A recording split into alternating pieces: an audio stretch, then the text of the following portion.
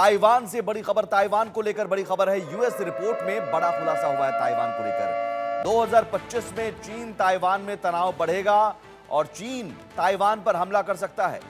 चीन ताइवान को tyre 1 category में रखा।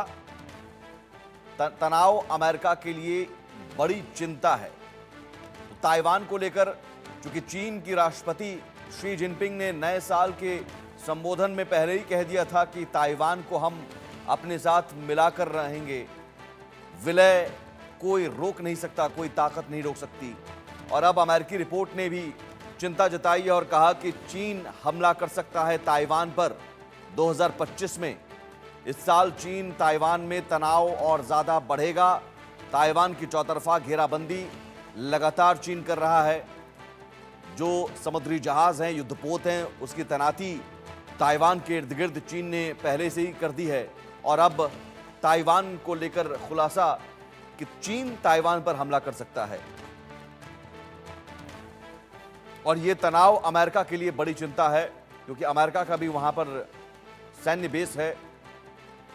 और इस लिहाज से अमेरिका क्या करेगा, अमेरिका का रुख क्या होगा, और वो भी तब जबकि 20 जनवरी को डोनाल्ड ट्रंप सत्ता में आने वाले हैं, शपथ लेने वाले हैं। तो डोनाल्ड ट्रंप के लिए सबसे बड़ी चुनौती चीन ताइवान के तनाव के बीच अमेरिका के रुख को लेकर स्पष्ट करना होगा कि आखिर अमेरिका क्या इसमें डायरेक्ट इन्वॉल्व होगा, दखल देगा या फिर नहीं। क्योंकि चीन हमेशा से ही वन चाइना पॉलिसी को लेकर स्पष्ट रहा है और जो भी देश ताइवान को अलग देश मानता है उससे संबंध नहीं रखता है। हालांकि अमेरिका ने भी वन चाइना पॉलिसी को जरूर मंजूरी दी है, लेकिन ताइवान को वो हथियार सप्लाई करता रहता है।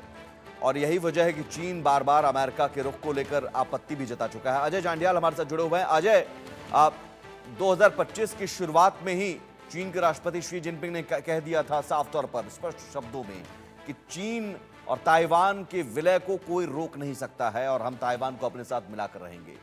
अब अमेरिकी रिपोर्ट, तो क्या ये साल चीन और ताइवान के बीच तनाव भरा रहने वाला है?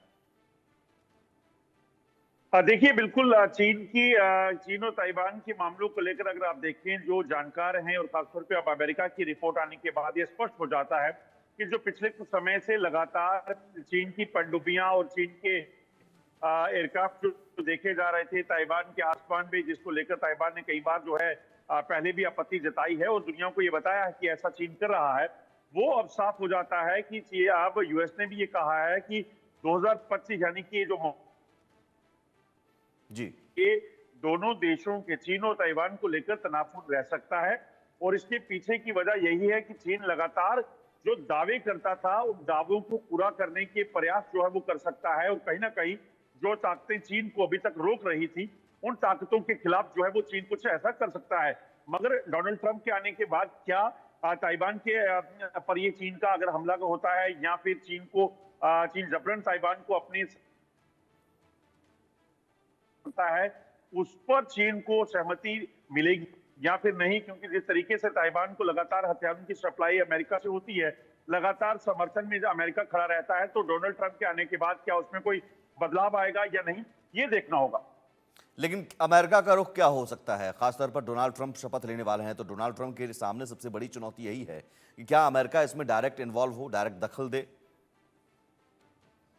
देखिए, अगर आप देखें तो पिछले कई सालों से अमेरिका जो है इन चीजों को अवॉइड करता है। डायरेक्ट कॉन्फ्लिक्ट की अगर बात की जाए तो अगर आप चाहे इजराइल हमास की वॉर देखें, चाहे आप रशिया यूक्रेन वॉर देखें, अमेरिका ने अंदर खाने से तमाम जो है वो दी है, चाहे वो फाइनेंशियल थी, वेपन के हिसाब से देखें, मगर डायरेक्ट इन्वॉल्वमेंट नहीं हुई। मगर जहां तक चीन का सवाल आता है, क्या चीन के मामले में, चीन और ताइवान के मामले में भी अमेरिका ऐसा करता है, क्या किसी अलग रूप से मदद पहुंचाई जाती है या फिर डायरेक्ट इसमें अमेरिका इन्वॉल्व होता है, ये देखना होगा। मगर पॉसिबिलिटीज यही हैं कि अगर चीन कोई भी हरकत ताइवान के खिलाफ करता है तो यकीनन अमेरिका उसके सामने जो है एक बड़ी दीवार की तरह खड़ा होने वाला है इस बार भी। तो अमेरिका के सामने अगर डायरेक्ट इन्वॉल्वमेंट ना हो तो क्या अमेरिका के टैरिफ वॉर, टैरिफ चूंकि बढ़ाने की बात पहले से ही डोनाल्ड ट्रंप करते रहे हैं, टैरिफ बढ़ाता है अमेरिका, चीन की इकोनॉमी अभी वैसे ही हालत उसकी ख़राब है, तो चीन भी नहीं चाहेगा कि डायरेक्ट हम युद्ध में शामिल हों, क्योंकि अगर युद्ध में शामिल होता है तो चीन न सिर्फ दुनिया से दबाव पड़ेगा बाकी देशों से, बल्कि उसकी अर्थव्यवस्था भी डमाडोल और हो सकती है। तो क्या डायरेक्ट इन्वॉल्वमेंट, डायरेक्ट अटैक के बजाय चीन कुछ और रास्ता अपना सकता है? देखिए, अभी तक चीन जो है वो ताइवान को डराने की कोशिश कर रहा है। तमाम वो प्रयास चीन की तरफ से किए गए हैं, जिनमें अगर आप देखें तो लगातार चीन की तरफ से अपनी जो पनडुब्बियां थी या एयरक्राफ्ट थे, उनकी मदद से जो है वहां पर प्रेशराइज करने का प्रयास किया गया है। तो ऐसे में क्या चीन उसे कंटिन्यू करता है, या फिर चीन जो है वो जबरन जो है उसे दबाने के लिए ताइवान पर हमला करता है, ये देखना होगा। मगर डोनाल्ड ट्रंप के आने के बाद कहीं ना कहीं यूएस की जो प्लानिंग है वो कहीं ना कहीं चेंज होगी। जो बाइडेन जो है वो कहते कम है करते ज्यादा हैं, मगर ट्रंप जो है इस चीज में उल्टे माने जाते हैं। और ट्रंप जो है वो जो करेंगे उसे तो करेंगे करेंगे, मगर वो बातों से भी लोगों पे प्रेशर बनाते हैं। और इसी तरह से अगर आप देखें तो कहीं ना कहीं सैंक्शंस की बात की जाए या यूएस की बात की जाए, तो वो तमाम उसके पास हथकंडे हैं जिसके जरिए चीन को रोकने का प्रयास कर सकता है।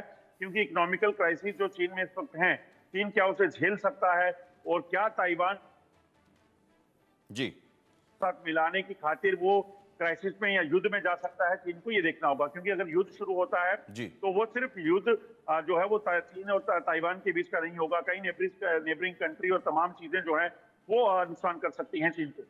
ठीक है, आप रहिए हमारे साथ अजय। फिलहाल इस खबर पर तमाम जानकारी के लिए बहुत शुक्रिया, लेकिन आप रहिए हमारे साथ। इस बीच आगे बड़ी खबर, यमन से बड़ी खबर है। यमन के गैस स्टेशन में बड़ा विस्फोट हुआ है। यमन के अलबायदा शहर में बड़ा ब्लास्ट हुआ है। गैस स्टेशन और स्टोरेज टैंक में